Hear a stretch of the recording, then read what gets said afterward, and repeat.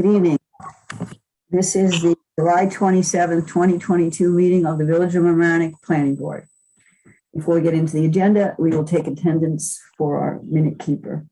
We have all members of the planning board here: Cindy Goldstein, Ellen Styler, I'm sorry, Richard Littman, and myself. We have our consultants, John Keller, consulting engineer, Teresa Bachner, our land use attorney, and Alicia Moore, our consulting planner from AKRF, and Susan Oakley from Terabella Landscaping, our landscape architect consultant. And of course, Brittany O'Neill, our land use secretary. We are absent anyone from the building department, the building inspectors tonight, as we have vacations and other things happening. Okay. First item on the agenda is the approval of the minutes from the meeting held on the 13th of July. Does anybody have any comments on these or corrections or anything on these minutes? I didn't see anything myself, but that doesn't mean it's not there. I'd like to add a sentence on page 4 where it talks about my recusal from that application. Yeah. If we could add a sentence that said, right after that sentence that said Ms. Goldstein, add the sentence that says, Ms. Goldstein turned off her screen and did not participate in the discussion.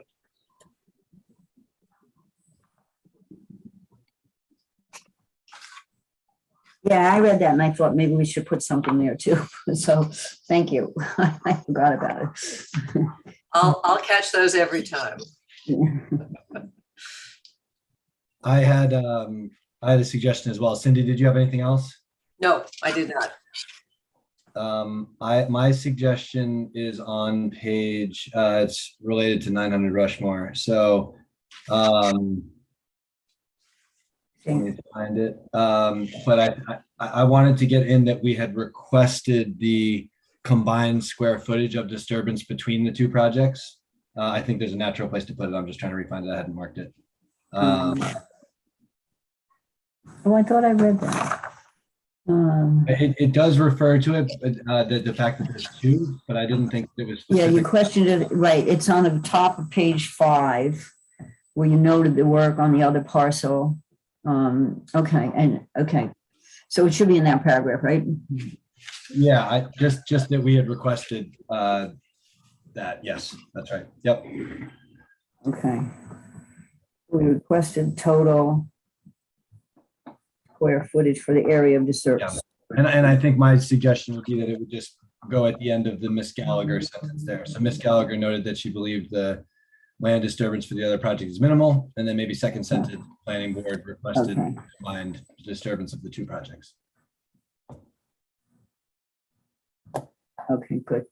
And actually one more thing, just reading a little bit further, talks about I was excused, I wasn't, I was recused. Oh, right. You're recused. That's a big difference, right?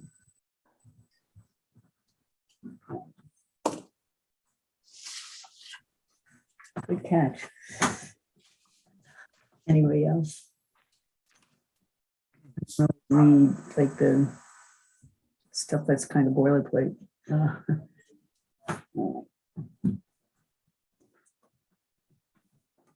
Go outside my window. All right. Nothing else then. Do I have a motion to approve the minutes as amended? So moved. I have a second. Second. Okay. Ellen?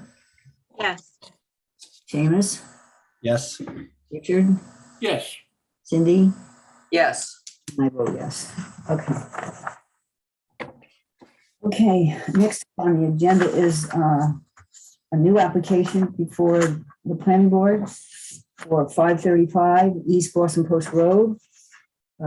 This is an old bank building, former bank building. And we have an applicant who is requesting approval to change the use and do some interior renovations for a rehab and physical therapy center.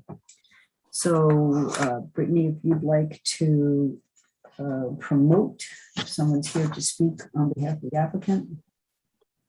You can promote them.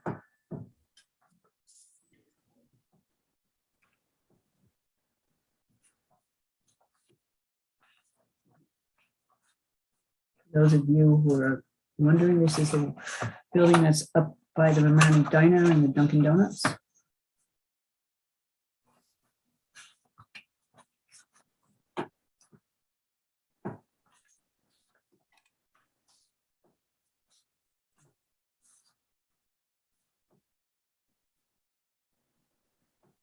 Okay.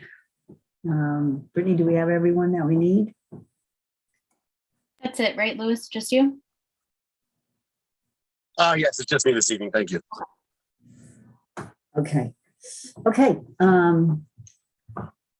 Louis, I guess we'll call you Louis. Would you present the application to the board and to the public who may be watching? Okay. Yes, good evening, board. Thank you for your time. I appreciate it. As you stated, it's what was formerly the Chase Building on East 535 East Boston Post Road. The new owner of the property would like to change it into a physical therapy and rehabilitation center.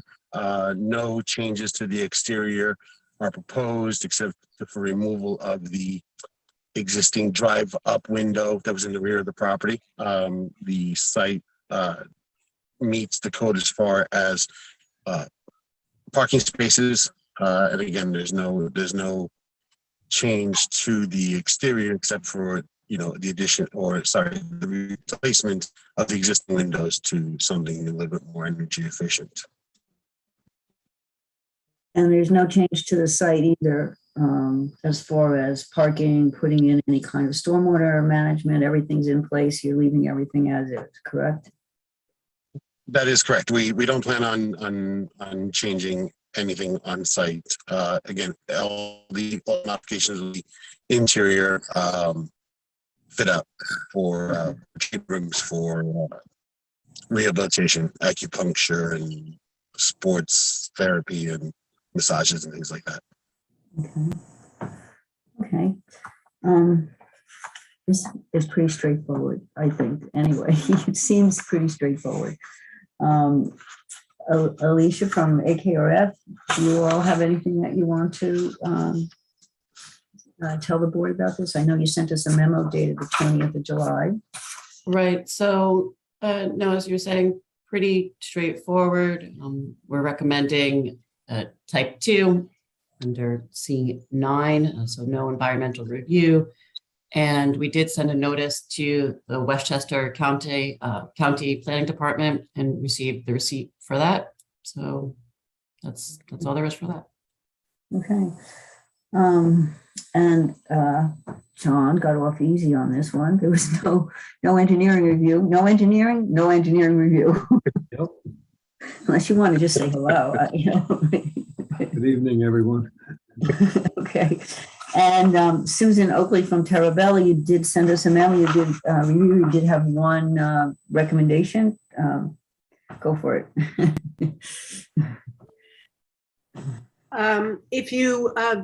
Hi, good night, good evening, everyone. If you view the photos that I took on a site visit, you can see that the area is much in need of some canopied trees. So my suggestion is to place 2 trees on the site, in the front of the site, 1 on each side of the front door, between the 2 windows on each side. That would be my suggestion. If the applicant needs recommendations for size appropriate tree recommendations, that I'd be happy to provide those. Yeah, that'd be great. I discussed that with my client earlier today. She was thinking about maybe possibly some Japanese, a couple of Japanese maples front. She actually would prefer to just leave the front as is to see the exterior brick veneer without obstruction. But if it's this board's recommendation and the approval is reliant on that, then she has no issue with providing those 2 trees as Okay. The village does have a policy to increase the canopy, the tree canopy, wherever we can, add street trees wherever we can. So that's pretty much something we do at almost every application we try to do. And Susan has a list of native trees. I'm not sure Japanese maples fall into that category. I know they've been used a lot ornamentally. I have one in my backyard because it was there when I bought the house. But there are other trees that are similar that would work probably just fine, and I think meet your client's requirements. As the tree grows taller, it wouldn't block the brick and the facade. It might when the tree is smooth. Bless you. God bless you. Okay.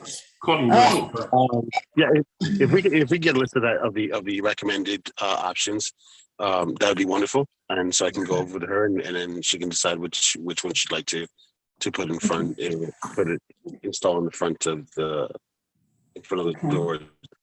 So, Susan, can you get them to Brittany, or Brittany might have them, and we'll get them to you. Okay. From Brittany. I can forward those to Brittany tomorrow. Okay, great. Okay, so I understand that tonight we're going to type it for secret, and you'll come back in September for final approval. There was a little issue with your notification to the neighbors for this particular project. But once we type it for secret, you are free to go to the BAR if you can get it on their agenda in August. And that will save you some time. They might not be able to give you a final approval until after we do the approval, but they can certainly ask you any questions and settle any issues while you're waiting to come back to planning board. Okay. What was the issue with the mailers, with one of the neighbors? Mailing was sent to the property addresses rather than where it's stated to change it to the property owners. So you will have to mail it again for the September meeting. Okay. Based on the rules and the directions that were on the on the requirements of the mailers, if you were to follow that, that procedure, we followed it with the property owners, and some of them only had no number, just a street name, East Boston Post Road, or just the road that's behind it. I believe it's Lawn Terrace. I'll forward you the list that I put together. It had some White Plains and Scarsdale addresses. Since those are commercial buildings, they're owned by, not the people that are occupying the space. So I did have those when I did the property addresses. It was a different address than what it was sent to.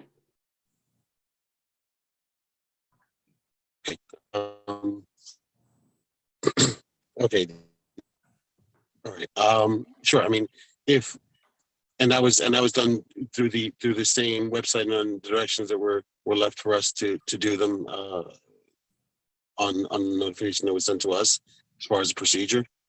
Yes. Okay. I think there's two address lists you can get when you go to that website. One is property. One is occupant, and one is property owner. Right, and one is occupant. You have to make sure you use the property owners and not the occupants. Okay. If that didn't happen, then that's my mistake. But I thought I had addressed that. But I'll certainly look at it.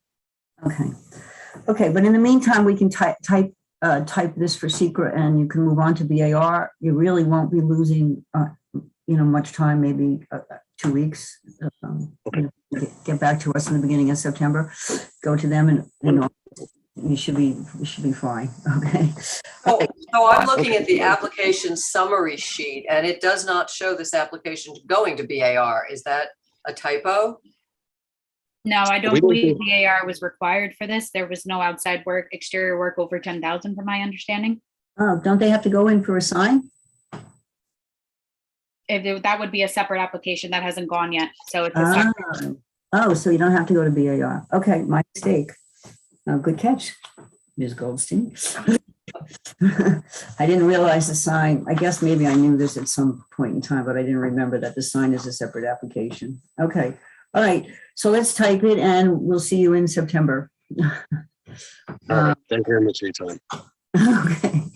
Okay, I need a motion to type this for secret as a type 2 action. So moved. I need a second. Second. Okay. The vote, Seamus, Yes. Ellen, Yes. Richard, Yes. Cindy, Yes. and I vote yes. Okay. All right. Thank you. We'll see you in September. All right. Thank you very much for your time. It'll be quick. Yeah, have a wonderful evening. Okay. Bye-bye. Bye. That was unfortunate. Okay, next up, we have 1037 Oriente Avenue, which is changing even today as we got ready. Okay, as we're waiting to get everybody who needs to on, I want to thank the members of the planning board. I want to thank our consultants. I want to thank everyone here on the screen for scrambling to make sure that this application was complete enough that we didn't necessarily have to hold them over to September. And I hope the applicant appreciates everybody scrambled. We were getting things as late as this afternoon. So when we last left you, we had a couple of issues that we raised. So Ms. Eaton, do you want to sort of bring us up to date with where we are now? Absolutely. And yes, we greatly appreciate the board's time and efforts here, very much so. Well, not just the board, but Susan scrambled, John scrambled, Teresa scrambled, Alicia, calling her by all the pronunciations of her name tonight, scrambled. So Yes. yeah, they did a lot of work to get everything so that we had everything tonight. That's absolutely true. Thank you. Sorry for the omission, but absolutely, we're very grateful. So just to start on my end, we have addressed, I believe we've addressed all the comments for AKRF, which largely consisted of clarifying the travel way on the north side and also clarifying the EAF and submitting a signed one. So I believe we are good with all those comments. The next one up is for Hudson Engineering and Kellard Sessions. And I think if it's okay, I'll just share my screen with our revised drawings, and I'm going to let Michael kind of share with us what he's done. Yeah, now this is what we got, the latest drawings on here we just received this afternoon. So some of the members of the board may not have seen them because they came kind of late. And then, of course, it was too late to get a memo from John. So John, you're going to have to verbally. Yeah, there were 4 outstanding comments from the last memo. Michael Stein, Hudson Engineering, and please apologize. I apologize. I just have a respiratory infection right now, so I'm kind of losing my voice. So just in short, item 5, the water service was to be relocated, so it wasn't underneath the stormwater practice. That was done. That was on sheet 3. On sheet 2, the size and location of the stockpiles were adjusted based upon the amount of material coming out. There's 2 different ones. There's the one you just circled and there's one just below that. The sump detail has been added. I'm not sure if you have the right. Was added to, I believe, sheet C3. And tree protect. Memo says C2, I think. Yeah, and I just was looking at C2, so yeah, but it's on C3, and the tree protection was relocated or extended to the drip line of the existing trees on sheet 2. Yeah, I think we just saw that on C2. Yeah. So right up along the front of the property. Okay. You can zoom in. On this one here. Oop. Hold on one second. Everybody see that? Yes. One of the questions was the trees that were on the property line that are not necessarily on the property, I see on the upper right-hand corner, we have a drip line, but I'm not sure what it covers.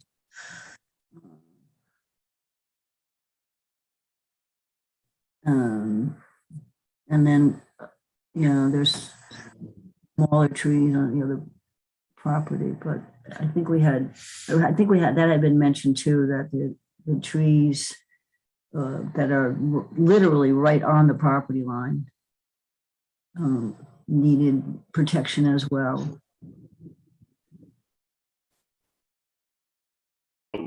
Which property line?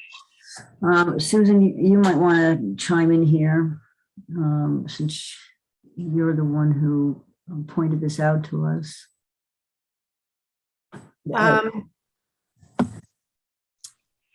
As I mentioned in an email, I have not formally reviewed the most recent submission.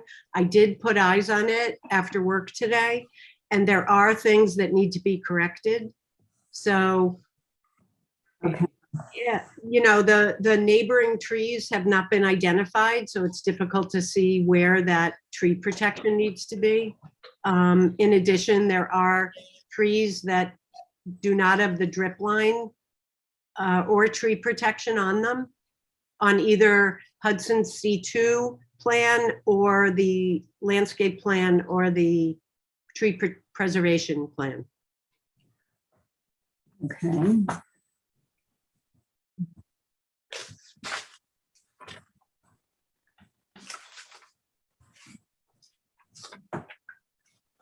Okay. So Dan, is there any chance that, I'm Bring my sorry. drawing up that Angie worked on just to compare, Right. so we can all see, because we intended to do that. My assistant worked on this with me. I worked on the plant list, but she was coordinating the drip lines and things. Are you So, looking for specifics? Dan, which sheet of Yeah. yours would it? I guess Would it you would be want- my landscape plan. Well, Well, this no, one this right one, here, this tree removal tree plan. preservation. So, yeah, the tree, so we have the same, similar as Mike's, we showed the drip line as best we can. There's going to be construction. And then this is a large drip line, but still there's going to be construction around it. So we protected what we could. And then all along this side over here, we're just blocking all that off. This you said this was the north side, Diane? The north side is at the top of the Yeah, page. the existing gravel driveway is there, so that's already impacted, so we're leaving that. And mainly it was this whole back corner to lop that off and to protect that whole section. okay. At the bottom of this plan that's on the screen now, there's a 22-inch tree right there where your cursor is. I don't believe that, and next to it, a 12. 12, correct. Chances are that the drip line of those trees extend far beyond that construction fence. In addition, there's to the left an 11-inch, I believe, right at where the jog, keep going to the left with your cursor right there. There's that one. And then at the top, directly above it, there's a 24-inch tree that will be retained that hasn't been designated with tree protection. So these, yes, the two plans mirror, your plan and the Hudson plan mirror each other, but neither one has correct protection for those trees. Well, this tree at the bottom, we're proposing to remove because it's in really bad condition. It's leaning and it's practically bare. So That's not, that's Yeah, that not, wasn't the one. Mhm. it's the one to the right, two trees to the right, the 22-inch diameter. Dan, do you have notes that state, that the? I No, mean, this would- one was a would- cherry tree, and then it wasn't really a very good tree. But the one along the property line, we were adding new ones in that area because it was really a bad, broken, leaning tree. Which tree are you talking about? This one down here that we're removing. That's I don't not, think that's in question. So it's this one. This is like a little small ornamental one. I'm not sure where you're seeing the 22-inch tree. That's within. It's this one right here, Dan. See my cursor moving? No. So I think the point Over is here, that you that mean? fence is not far enough for the drip Oh. line Mm, diagrammatically. I see where Think. you're pointing in. For both those trees, I think Susan mentioned.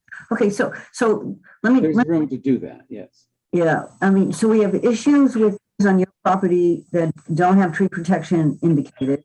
We have issues with trees on the property line to the south and south that haven't been identified, and therefore they're not protected. And we had issues when we last left 2 weeks ago. We had issues with number of native versus non-native plants. Susan, did I summarize the open issues? Yes, yes. And, you know, I apologize. This came in yesterday and Yeah. I've Right. not had the ability to address it completely. So Right. So I have gone through the whole shrub list, and there's serviceberry, chokeberry, clethra, inkberry, sheep laurel, mountain laurel, spice bush. I changed the whole landscape to be native, for the better or worse, but it's all native. And then I changed the trees are sugar maple, river birch, American dogwood, Colorado spruce, white pine, cherry. You know, so I think I really made a big Yeah, push. your memo states that you changed 7 Norway spruce to Colorado spruce. Yeah, that was the second round. First round, I did all the other ones. And Right. then the comment was that we could do better. So I took away the Norway spruce to a Colorado, of which there were 7.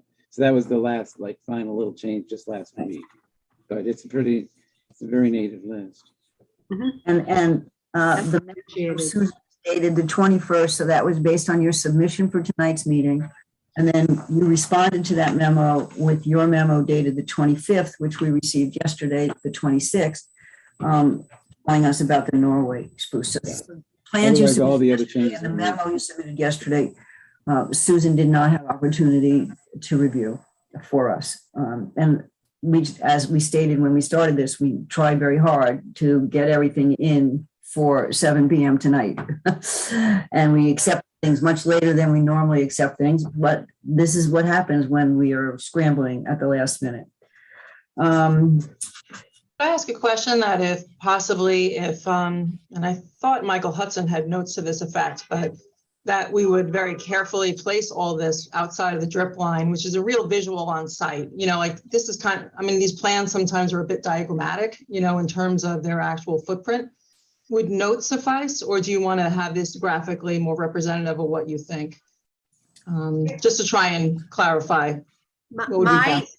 My concern is that when any job gets started, that it's handed off to the contractors. And so they take one plan and they follow that plan. Mhm. And, you know, we can all hope and assume that they are following the plan. But if it is not on the plan, then there's no follow-up or repercussions to whether it was done properly. And that always is my suggestion, to have the tree preservation plan mirror the plan usually, which will be Hudson's plan that is utilized in the field. So that's the reason to have them match. Mhm. And to have the marching orders moving forward be proper and across the board. Yeah, and it would be impossible for a building inspector to enforce the tree protection if it's not on the plan. I think that's what everybody looks at. I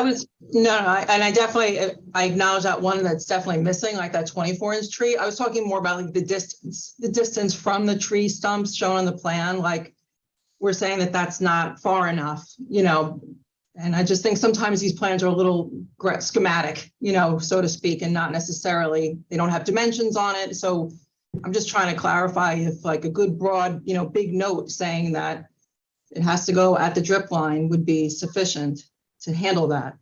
No, okay. Not in my mind, but you know, there are other members of the planning board. Sure. Well, given the fact that we just today were informed of a project that was approved 2 years ago where they've got the heavy equipment parked under the trees. And they're planning to cut down some trees that were supposed to be kept in the site plan. I think the more we have on paper, the better it is. And even when it's on paper, we need eyes on the project as it's going on. We tried our best. I think we realized that the problem was going to be with the tree preservation plan, because when you first came to us 2 weeks ago, you didn't have that piece, even though I do believe you should have known about it, because some of you were involved with a project just across the street that required a tree preservation plan. So that shouldn't have been a surprise. And our schedule is posted every December for the year. So the fact that we don't meet in August shouldn't have been a surprise either. But it sounds like we're going to have to adjourn until September to get the project finalized. Do I have any planning board members who disagree with this? It would be easy to work with staff to amend that tree line if that's the only issue. We don't meet again until the second Wednesday of September. As a commit, as a whole board, but can I just work with staff if I only have to modify the tree drip line in a couple The board has to pass the resolution approving the site plan. Now, as we tried, Could that be a condition of approval of final coordination with Ms. Oakley?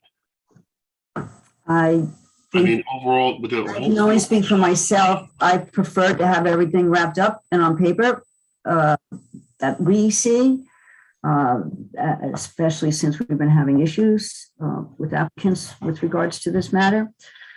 How do the other members of the board feel, and and then Teresa, if we need you to weigh in, you can weigh in too, but let's just see how the board feels. Anybody they want to put this in the resolution as conditions at this point in time, with the building department then making sure it gets done? So yeah, I mean, I think there might have been one or two more issues we would have wanted to talk about too, but Right. would this be a condition, because this seems discrete, would this be a condition that drip lines were added to certain sheets and then, this is part where I don't know how this would work, and then like to the satisfaction of Miss Oakley? Is that what we're talking about? Well, it's drip lines, making sure that the trees in the perimeter are identified and have proper drip lines, and also that the proposed plantings are adequate with regards to the mix of native versus non-natives. So those are the three that we were left open with after we received the plan last week. I'd like to just follow through. It's not just identifying the drip line, it's that the drip line determines where the tree protection will go in the field. Right. And that's the bottom line, is so that you don't have trucks parked under, on top of plantings. Right. So then, and just following it through. So I think that last point on the natives, we could debate right now, right? I mean, we have a list. And it's, adequate or not, I suppose. But back to the drip line. So it's a two-step process, right? Identify them, and help me here if I'm off on how these plans are used, and then move construction activities around them. Does that summarize it fairly? I'd say so, yes. So, and then the question that I would have would be, wouldn't there be a second part to that where someone from Kellard Sessions would need to review the new construction, the movement of construction activities to make sure that was still adequate, or how do we feel about that? Yes, our office would look at Michael Stein's plan after Susan has agreed on what trees need to be protected. Yeah. We would Good make point. sure that no work would be in that area. At the moment, I believe it may just be the stockpile, maybe the northern stockpile that might be in the drip line. I have no issue in our office handling it as a condition if the board wanted to. And I'm just trying to clearly define it, because it wasn't as simple as even first proposed, right? I mean, there's two of our consultants with different expertises that do need to review. I still I think that if it is discrete, if the trees are on here, and if we all agree that they're on here, and we just need to add that protection and then move construction activities, that could possibly be done during as a condition in my mind. Because if it's all here, if there's nothing that we think is not here or incorrect here, so I'd be willing to explore that further. Anyone else from the board have any comments? No. Teresa, would you like to weigh in here, please? Since I guess what worries me is we don't have any indication on the plans that I'm looking at of where the trees are on the adjoining properties, so we can make sure that the protection is sufficient. So I'm trying to figure out, I can certainly craft a condition that says, prior to the issuance of the building permit, as set forth in the Colored Sessions memorandum, the applicant shall modify the plans to address the relocation of the water surface from under the infiltration units. I think all of those things that I had listed in there, John, we don't need anymore, with the exception of the changes to the plans to show the tree protection appropriately. Correct. Is that right? Correct. So, Yeah, A, B, and C were addressed. D is still open. okay. The problem I have is I don't have something from Susan and John that I can cite to say, if these things are satisfied, then we're okay, because we're like a step away from it. Because until John sees the trees and the tree protection on them, we can't really say for sure what else may need to be changed. So in the past, the planning board has always wanted to know precisely what the condition is, as opposed to having it conditioned on the approval of consultants subsequently. Yeah, and I agree with that. I was trying to see if we could define it without subjectivity, just objectively draw circles and move things, and we could all look at it together. But if it starts this domino fall, that's going to take an opinion about whether it's okay, and then I think I'm less comfortable. I wanted to explore this. I think these full categories, we tried hard, but we'll have to come back in September. In the meantime, I do believe you need to go to BAR. I was going to ask, would that be possible?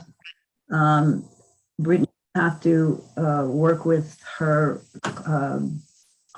peer who handles BAR to see if you can get on the agenda for August. Again, they can't give you final approval until we give final approval, but they could do all the preliminary work and any questions they may have or anything like that. Actually, for a while, we always did coordinated reviews, sort of simultaneous, so we reach the end at the same time.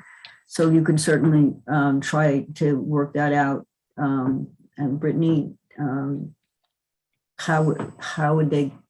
I mean, Barbara did tell me that they don't really do something called a preliminary. That was her advice. And as long as nothing is going to change with the architectural or massively with the site itself, I think you'd be okay. But I would suggest just calling Barbara tomorrow. I could tell her, what happened, what the changes will be, or what they're presumed to be, and go from there. Right. I mean, I can't guarantee anything, and I don't sit on BAR whatsoever, so I don't know how they operate, to be honest with you.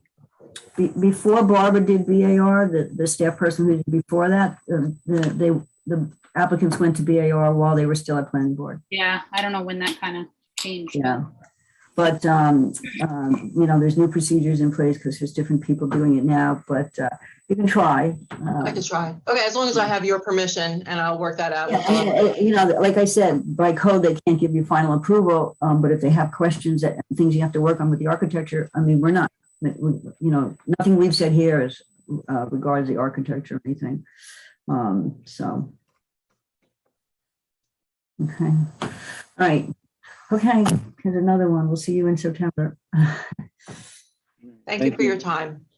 All right, thank you. Let's move on then to the next application. Get myself organized here. Okay, the next item on the agenda is 572 Van Ranst. This is something we've been working on for a while. And let's see where we are. The only thing on the agenda tonight for Van Ranst is the secret determination. And then, of course, as we've said many times, once the secret determination is made, then the application can move forward to the next step, which is zoning board for zoning variances. And then I think they also have to go, no, they don't have, yes, they have to go to HCCMC and come back to planning board when all of that is done. Members of the planning board, you have before you material that was submitted by the applicant for the 3 outstanding questions that we had from last time, which was with regards to flood storage, the shut off of the utilities, which couldn't be at the street in case of flooding, an emergency management plan for evacuation or for the residents of the building, evacuation, not evacuation, staying in place. We have Kristen Motel with us. Kristen, is there anything that you would like to say as we start? Good evening, Chair, members of the Planning Board. For the record, Kristen Motel. I'm a partner at the law firm Cuddy and Fader on behalf of the applicant. The applicants are here tonight as well as our full team. So we're here to answer any questions on the materials that were submitted at the end of the last meeting that you did summarize. I believe Kellard Sessions had a chance to review the flood volume storage analysis that was amended based on Seamus's comments and reviewed as well as their emergency management plan for flooding events and the utility shutoffs. We do have representatives from the applicants here tonight, property owners, as well as the architect's office who can speak to questions related to that. So I don't know if at this time that might be appropriate to take any outstanding questions or comments on the materials submitted. Or I'd be happy to summarize the project if you think that would be helpful, but I think we're all pretty familiar. Yeah, I think we just had those loose items. So why don't we, Alicia from AKRF, you guys sent us a memo, just kind of summarizing where we are. I don't think there's really, I don't know if there's anything else you want to add with regards to the details of the project. I personally have to say I was impressed with the amount of information you gathered on an emergency management plan in 2 days or a day and a half. Well, I will say the applicants have a lot of that information already, right? Like they are keenly aware of the location of this property, and it's something that's been discussed since the board referenced it months ago. So it wasn't really a complete scramble, but thank you for that. I think we asked you for it on the 13th and we got it dated the 15th. Or something like that. Okay. All right. And Alicia, you probably don't have much other than talking to us about SECRA. So if you want to hold your remarks till we get there. Okay. John, flood storage. You know, there's been some questions about flood storage. You know, it sounds simple enough. And, you know, we did see all those numbers on the page. But maybe for people who don't actually understand it, how you can have increased flood storage when there's 12 feet of water outside. Maybe in a nutshell, for the layperson, without going into a lot of engineering jargon, you can kind of explain to us how can a building like this increase its flood storage in a flood situation?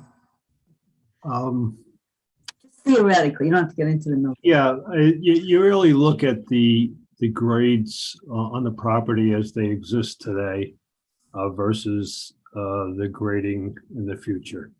And you examine the the available storage volume in increments of a foot, and you try to provide compensatory storage to replace any disturbance in the floodplain where you're losing volume. You try to obtain it in other locations on the site. I think the big question, and Seamus, I think, brought it up last week, was how do you handle the existing structure on the property that we know floods, but the applicant has a right to flood-proof that building. So what Michael's office did is he did not include the basement because he felt the basement would not drain, and he did not use the basement volume in his calculations of the existing condition, but he did use the volume of the first floor, which we know had flooded in Ida, for an existing condition situation. I thought it was a conservative approach because the applicant does have the ability to flood-proof the building and stop the flooding of that building. So the real question is, should you consider the volume of a flooded building as floodplain? And it's my opinion you shouldn't, because you're entitled to stop the flooding of that building by flood-proofing the building. And in doing so, you're not required to provide compensatory storage. So when Michael looked at it, I believed he showed more volume of flood storage on the property today than really is, because they took the building into consideration. Okay. And even with including the existing building in his analysis, the regrading of the property in his proposed condition provided a greater volume of storage than presently exists on the site. And he also examined it in 1 foot increments, so that if we didn't have a 100-year storm, but we had a 10-year storm or a 25-year storm, we also had more storage in those smaller storms on the site and presently would be on the site in those same storms. So what I'm trying to say is I agree with Michael's calculation. I think that just the idea, the concept of flood storage in a large flood is hard for people who aren't familiar with doing calculations to grasp. Like you're storing water somewhere so it's not going out into the flood and contributing to other properties. Am I like oversimplifying this? And the FEMA regulations state that you could put fill in the floodplain. They just require you not to increase the elevation of the floodplain by more than 1 foot. That's how the FEMA regulations are worded. Mamaroneck goes many steps beyond that. Right. And says we want no increase in fill. You can't increase the water elevation a fraction of an inch. Right. So it goes well beyond the federal requirements. Right. And I believe the applicant has met those requirements that the building requires. Go ahead, Cindy.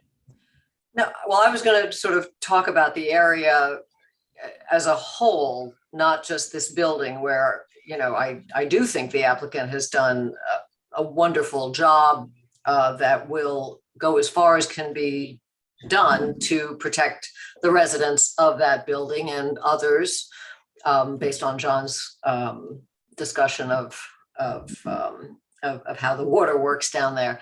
But I think at some point this village is going to have to really come to grips with that whole area. It's not flooding less, it's flooding more frequently and more severe.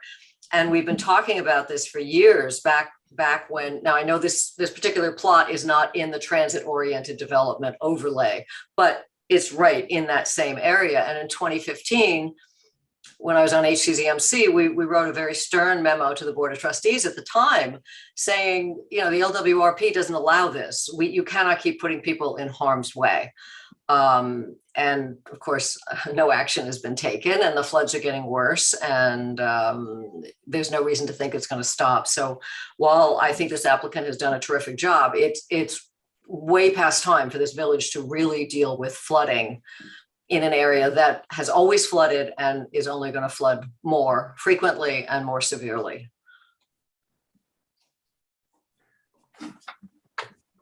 I think that, I don't think there's anyone here that wants to put more people in harm's way. I think that goes without saying. We are constrained though by the laws and the code, the village code and the state laws. So we have to follow those. I want to just echo what Cindy just said with regards to when the transit overlay district was put in to encourage residential units close to the train station, which like boggles my mind. But people like Cindy and the people on HCZM and other people at the time begged the Board of Trustees to do an environmental review for the whole district so that we wouldn't be forced as a planning board to deal with every project as an individual project. There would be some sort of cumulative effect. When is enough enough? When is too much too much? We are hamstrung now because that wasn't done and we don't have that tool in our toolbox. So I think that the work that we've all done here, including the applicant, has made this building better than the ones that went before it. Part of my comments has been informed by people who were living in the neighborhood and had problems during Ida and grabbed me when they saw me to tell me about how they had to evacuate from the second floor by jumping into a soft-sided raft. Wasn't fun. So, the boat was below, they were here, the boat was here. How do you get from here to there? And they had to climb over a wall to get there. This is difficult. We are a community that floods, and it will continue to flood and it will get worse. I think that we all are in agreement with that. The Army Corps of Engineers project, I think, I don't know the details, but I think the estimate is it's going to have like a 40% impact. 40%, okay? That's not even half. So we struggle, we're struggling with this, obviously. But again, we have to do what the law allows us to do. So does anybody else, I think, as far as the gas and the utility shut off, that was brought up at the last meeting by the building department people. They're moved up, so they're not at the street, which makes perfect sense. It should be the norm for any building that goes in, for anything goes in from now on in that flood area. But does anybody have anything? We can turn the mic over. I see Ashley Lai from AKRF has just joined us. Alicia's still. I just have one comment about the emergency plan. I personally would feel more comfortable if there was some way of knowing that people knew the risk that they were taking by moving into this building. I don't know if we can require that, but I just feel like, people can move into this building and not realize what may happen. And, I don't know if we could have that in the emergency plan, that they are informed of the flood zone before they move in. I think the emergency plan called for everyone to get a copy of it. After they move in, right? So Chair, I think I can speak to this. The plan calls for that to be provided with a draft copy of the lease. And we can certainly make that clear as a condition of approval. But the idea was, at the time a draft lease is presented to somebody who's interested in renting these units, which will be market rate, that would be presented as well. So the conversation would be had. And I did also just want to add on to what Ms. Goldstein was also referencing, because right now there are multifamily units there. There are 2 4-bedroom units. So there's, aside from an improvement over other development, recent development in this area of the village, there's also an extreme improvement on site conditions as opposed to what could be and what could still be permitted. And I think it's been demonstrated how seriously these applicants and the property owner are taking this redevelopment, how serious they take flooding, how they want to make things better. And of course, you know, they want their residents to be safe. They want their residents to be happy. And we'd be happy as a condition of approval to further clarify for you that that would be presented at the time a draft lease was presented. So before anybody officially commits to moving into the building. And even people who knew, and there's signs up in the garage, you know, move your car in case of flooding and whatnot. They didn't do it during Ida. People just, lots and lots of people didn't do it. So, you know, you need, I don't know, flashing red lights, you know, move your car. I don't know. I don't know how you get people to pay attention. But anyway, okay. I just had one quick question. I just wanted to close out a little further than we did on this flood elevation quickly, just to make sure that I understand it. So so we show 4 elevations, right? Am I right that above that, if the water's above that, it doesn't matter what's there, it's all the same? Is that right?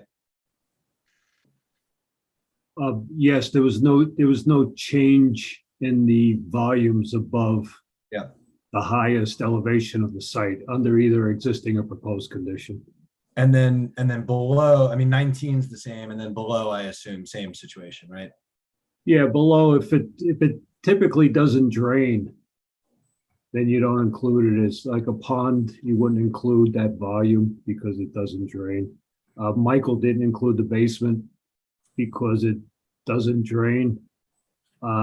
I don't totally agree with that. I think you'd have a sump pump, and you're not going to live with water in your basement before a storm. So you'd have a sump pump and the volume would be there. I just disagree in the other,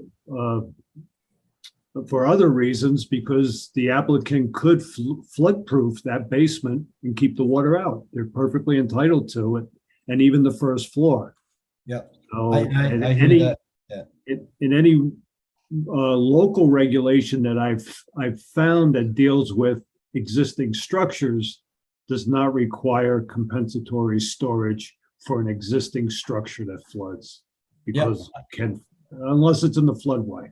You can improve it if it's in the flood fringe. In the floodway, I don't believe the regulations require you to flood-proof it. They want it to flood in the floodway.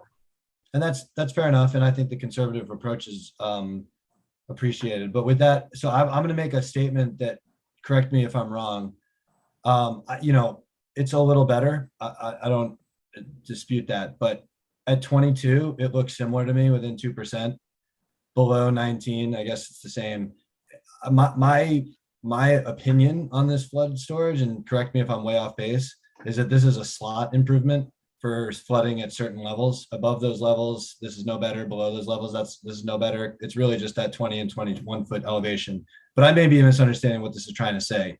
It's basic. I mean, we're have a slight increase, but that increase is really imperceptible overall. You couldn't even, it's not even measurable, the amount in the floodway. No, I agree. Yeah. You can't measure it.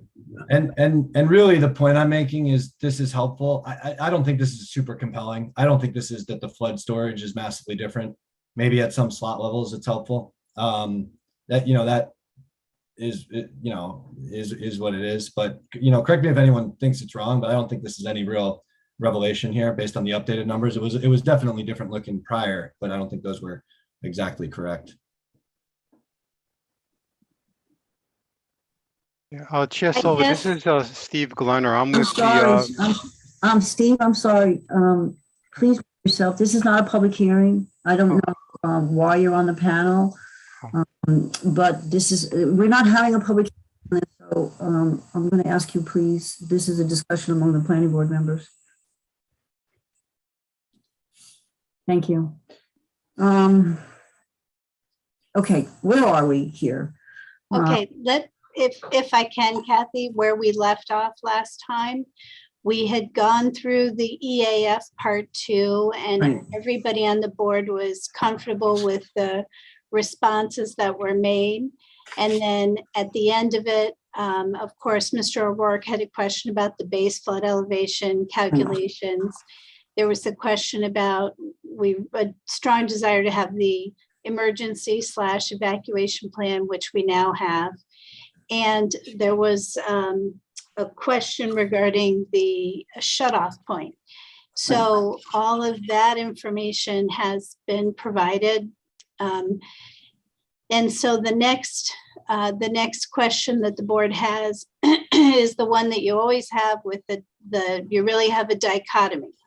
Do you want to require the preparation of a draft environmental impact statement? Or given the change between what is there now and what is proposed to be there, do you believe that there's any significant adverse environmental, any adverse environmental impact that has not been addressed through the design of the project? And we really only identified moderate to large issues with respect to flooding in part 2 of the EAF. So that is so the next thing that we did was develop draft documents, just draft documents for the board to consider, which is an EAF part 3 that sets forth the justification for not requiring a draft environmental impact statement. And Ashley or Alicia could speak to those, maybe walk us through those documents. Right. Okay. Let me just clarify. As we've stated many times, we are at the environmental review portion of this application. We're not anywhere near site plan approval. When we finish here, if we continue as has been recommended by our consultants, the applicant will go on to zoning board to request, I think, 5 variances, at least 5 variances, and they will go on to HCZM. Ultimately, this application will come back to the planning board, looking exactly the same as it does now, perhaps not. And we will do a site plan review at that point in time where there will be a public hearing and the public, all members of the public who wish to speak will be heard. But we're not there yet. This is not an approval of the project tonight in any way, shape, or form. It's just going to be moving along the process. So I just want to make that clear. We stated it many times, but just in case it's don't understand or are new to the process, this is the process, stated by laws and state laws and code. Okay, all right. Yeah, and Kathy, if I could just add one more thing. If there's a change in the project after it goes to the ZBA, or if there's new information that you've received as a result of the project, which changes your look at the environmental impacts, you remain the seeker lead agency for that review. So if after you've taken this action, there's any of the 3 criteria that would lead you to re-examine it, you are free to do that as the seeker lead agency. And you'll see in the EAF part 3 that AKRF put together the table of area variances that they are requesting. Not that we have an opinion on those, that's wholly within the jurisdiction of the Zoning Board of Appeals, but it is relevant, for instance, that they're looking for a higher building, they're looking for a height variance in part because they want to have the garage underneath, which has the flood vents. So if there's some subsequent change in design that would change flood elevation or one of these other requirements, for instance, the second floor area where people can be offloaded also requires an area variance because of proximity in terms of sideline, these are things that you look at again. But for now, with the project as it is, you would be making this determination. Okay. Okay, turn the mics over to Ashley and Alicia, or Ashley and or Alicia. Okay. All right. Thanks, I'll take the lead. So I agree with everything that Teresa just summarized. So the EAF Part 3 does take a deeper dive into what were identified as the moderate to large impacts, which were the potential impacts to flooding. So what we provided was an EAF Part 3 that summarizes the description of the action. We identified all of the materials that were provided throughout the process that we thought were relevant to reaching the seeker determination. We provided an analysis of the magnitude of the potential impact in terms of the amount of square footage and the number of potential people that would be living within the flooding area. And then we also provided a summary of all of the mitigation measures that have been included as part of the project to mitigate any impacts to flooding. So these are things like the evacuation plan, the parking of the elevator at the second floor, the ability for boats to be able to come up to the offloading area. You know, as Teresa mentioned, tying some of the variances to flood mitigation measures. So that's really the basis for some of those variance requests. Basically, this EAF allows the board to reach the conclusion that because of all of these mitigation measures that have been included as part of the project, the board could reach a negative declaration. But ultimately, at the planning board as lead agency, that would be your determination. Okay. Okay. So I'm hoping, and this came to us yesterday with the minor corrections and some typos again today. I hope that everyone had an opportunity to review this carefully because this is important. We also received a resolution that would memorialize our decision, and another document which is basically the same as the Part 3, right? The negative declaration document. Yeah, it is. It's Very similar. Yeah. Right. It's like an attachment to that. Is that it? Okay. So I think we've all said, you know, how we feel about this, and but let's get real here. Anybody have anything they want to start off with? Just that I'm very uncomfortable with where we stand legally. I think it's foolish to promote residential development in a flood area. And that there's nothing negative about flooding. The code, the village code allows it, Richard. So I know. Feel about it. We have to follow the laws. I think we all feel a little uncomfortable right now, but we have to follow the laws. And as has been pointed out to us many times, there's people living on that piece of property right now that have no chances of staying there, or, you know, they had water in there up to their first floor during Ida. So, I don't know what to say.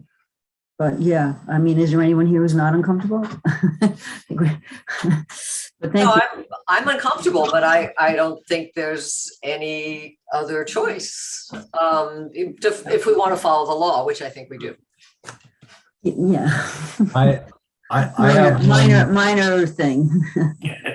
I have one specific comment to the I guess Part 3 itself, which I think is just further clarification of exactly what we're saying, which is that I'm not comfortable with the way that Roman numeral 7 on page on page 5 is worded. So I'd like to change "not result in the creation of a hazard to human health" to not result in the creation of a hazard to human health from exposure to new or existing sources of contaminants, which is the balance of that item that we reviewed, number 16 from our Part 2. Right. It's not flooding. It doesn't refer to flooding. It refers to contaminants, right? I remember that from last time. So finish the sentence, basically. So we would just add due to exposure to harmful contaminants. Yeah, whatever. Or I'd like to, I mean, I don't know why we wouldn't use the exact language that we reviewed. Yeah, the exact language that's standard. That was in part 2. Right. Yep. So it's from exposure to new or existing sources of contaminants. New or existing. And that's right off the head for that, from that section 16 impacts on human health that we reviewed and marked no. Yep, that's perfect, Seamus. Thank you. I also have a question on page 3, under assessment number 8, where it says parking areas to be fully enclosed to prevent vehicles from flooding off site. I think we have to mention that there will be flood vents there because that makes it sound like it's completely enclosed. It's nice that the vehicles won't, if they're still parked there, won't flood site and possibly block the river, as what happened in Ida with things floating downstream, but and hitting bridges that are still not functional. Well, could we be sort of vague and just say, you know, measures taken to prevent vehicles from floating off site, or multiple measures, or rather than list them all? Yeah, you know, I mean, however we need to word that so it doesn't sound like the water's not going to flow through. That's all. Okay. Other than that, and the fact that we went 1,000 years into it. Ashley, how would you change 8 to reflect that? The parking area would be enclosed to prevent vehicles from floating off-site, but would maintain flood vents. Okay. Well, but it's not just the flood vents, aren't there? There are 2 sets of spaces that are stacked. So I would assume cars in the lift aren't going to flow off site because they're elevated. So that's why I was leaving a little bit vague. Depends on how deep the water is. Well, let's do this. Let's just say parking area designed to prevent vehicles from floating off site. How's that? That'll be simpler. Right. Yeah, that seems direct to the issue. Okay. Yes. Okay. Sorry, Right. Ashley. That's fine. Okay. Anybody else have anything they want to say before we call for? How do we do this, Teresa? Just vote on the resolution? Yep, if you vote on the resolution, you'll be adopting the part 2 we did last time and this part 3. So okay. With the 2 changes that we've mentioned, right? That's what we would vote on. that's right. So we need a motion. Okay, I'll call for a motion for the resolution with the part 3 of the EAF as amended. So moved. Do I have a second? I'll second. Okay. Okay. Let's see. Can I do this in alphabetical order without not being in alphabetical order? Cindy. Yes. Richard. Yes. Seamus. Yes. Ellen. Yes. And I vote yes. Okay, you're off to the zoning board. And we'll see you when you get back, and we'll see how we stand, where we stand then. But, Thank you very much, planning board members. We'll Thank you. see you in a few months. okay, yeah, we'll see you in a few months. Good night. Okay.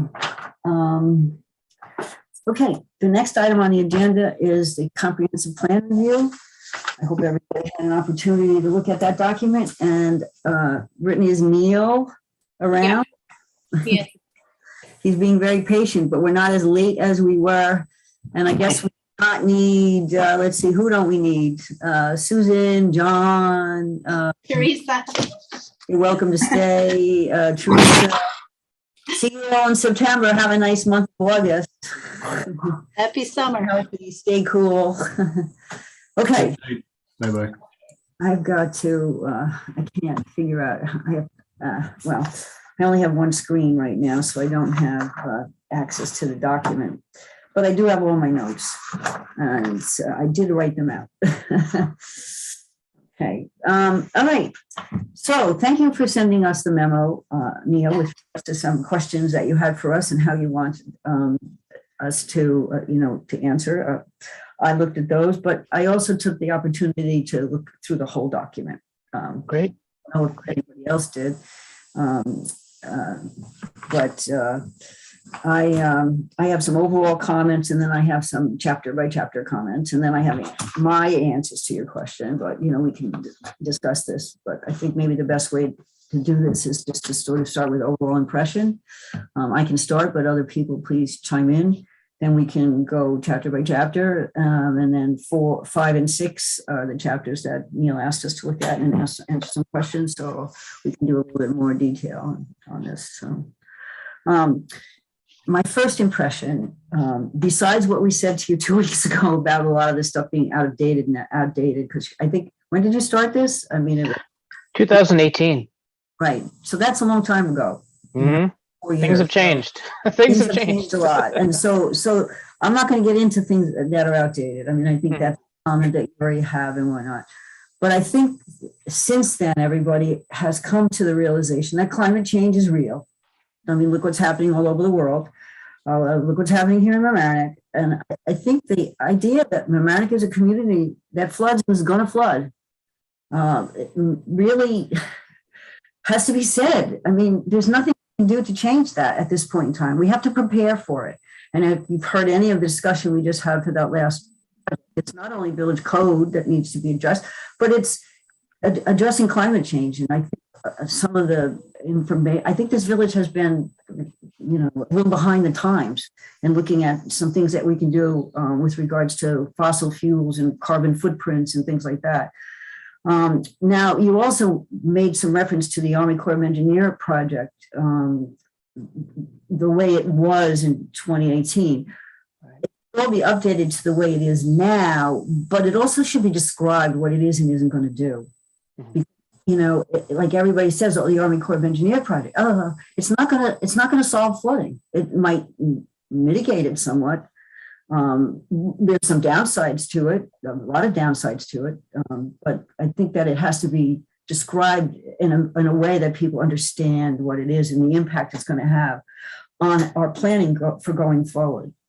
The second overall point I'd like to make is that, like the 2012 update, this one is going to include a lengthy list of things to do, and more is going to be added once you get to the finish line. I was very dismayed to read, as you gave us an update on all the 2012 things to do, there was very little accomplished. I noted that same thing. Yeah, in fact, virtually nothing. At least it said in as many words, perhaps. Yeah. And I think if you went back to the comp plan before that and the one before that, you will also say the same thing. We're serious about this, and this isn't just an exercise because it's required by law. I would have a section in there, what are the critical success factors for successful implementation, or are we going to just accept that this is a paper exercise? At the first thing this needs is a champion at the highest level to make this happen. We no longer have a planning department, even though we still are calling it a planning department. We don't have a planning department, and all the references to the planning department studies and the planning department did this has to be the former planning department or something. I mean, yes, Brittany's in the planning department, and yes, there's a room that says planning department on it. But given what some of the things that were done by the previous planners that were here and things that are done now, it's night and day. But it should be something that you will be able to put together sort of critical success factors. My next one is the vision statements. First of all, there's more than one vision statement. Usually people have a vision statement and it tends to be short and aspirational and hopeful. the vision statements here are more like action statements and not a grand vision. Well, I find vision statements to be very vague. Yeah. And so I tried to avoid vision statements and do something more because, we would want a safe community with good quality of life, and Yeah. it ends up being a very generic. But keep going, Yeah. keep going, keep Yeah, going. you can call it something else then. Okay, here's my question. How does a community advance affordable housing while stating they want to maintain the past and current neighborhood character? Right. Okay. Right. So neighborhood character is the way. Let me open up that plan Yeah, I document. don't know if anybody else is struck with that dichotomy and how I think they're mutually exclusive. Well, I think there's two things. And this goes back to all of the analysis on the moratorium study was focused on the corridors, with the exception of Washingtonville, which was also looked at. And so that was the place where most of the development in terms of larger scale development has happened. And in the residential neighborhoods, I think the question is, is that going to be the place where there can be more affordable housing built? And it's really going to be on the corridors. So the character of the residential neighborhoods generally will continue to be continue to be the same, unless you're talking about things like upzoning, which is something which is in the section, which I would agree it's an issue happening other places. It's not necessarily something that it can be relevant here if people want it to be, but I don't think that's going to happen in the neighborhoods in Mamaroneck. Significant changes in the types of houses that are built and rebuilt.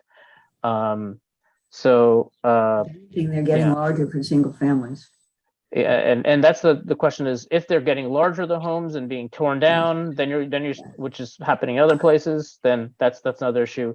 But so largely neighborhood character is referring to the residential neighborhoods, maintaining that. And also I wanted to be sure to word it carefully, because it's the qualities of a Mamaroneck, that's the walkability and things which are part of the character, and not necessarily entirely architectural or scale. It's the walkable character. So I think when neighborhood character, and I believe I have to look back at the 2012, because some of these vision statements were the 2012 were launch pads, and neighborhood character is a term that's often used, and when it's and it can be used often with the intention of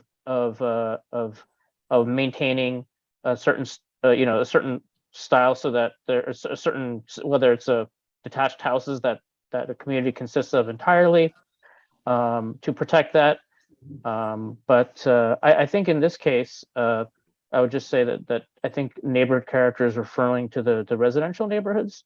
Right. And so I think that has to be said up front, sort of in the executive summary, totally up front. Let's clarify this. When we're talking about supporting affordable housing, we're talking about the corridors and in not every neighborhood, so people aren't confused, Sure. But I would just be keep it simple, state things simply.